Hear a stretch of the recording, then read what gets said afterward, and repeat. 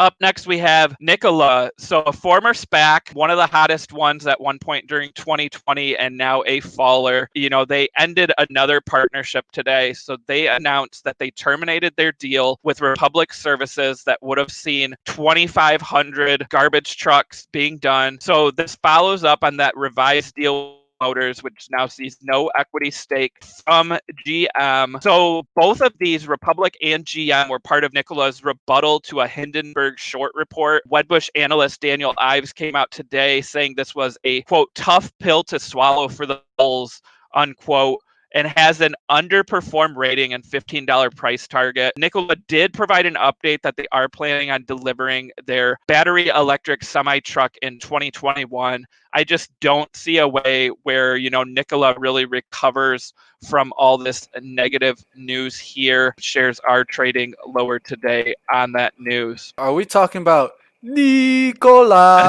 We are. I mean, and you know what? And we're going to get to that later on in the show too. But this one, man, what a ride. I mean, at one point it was the hottest SPAC of the year. And now look at that drop down. There's not a lot they can do here unless to land and sign a major deal, but all of their partnerships that they had previously announced are starting to crumble apart. So, big news this morning with that Republic deal ending. Yeah, from the chart, what I would like to point out is a lot of times when you see a stock that's like kind of like this stock that's getting such negative catalyst to kind of go against it, one of the things that I look for is when a stock pops up, it actually gets a pop. Are they selling into the pops?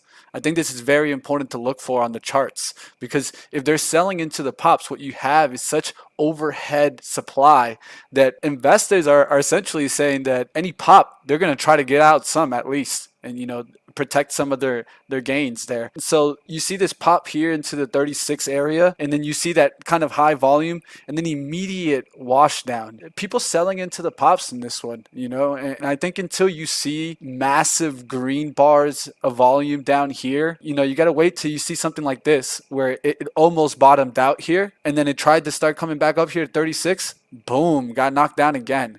So you got to be careful with these. You don't want to get caught too long term or too caught at the top. Like I always tell you guys, I look for levels. I look for pullbacks and buying off support.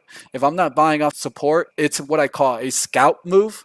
And if it's a scout move, it needs to be quick, in and out. Take your profit, and that's what you get. So definitely Nikola struggling here.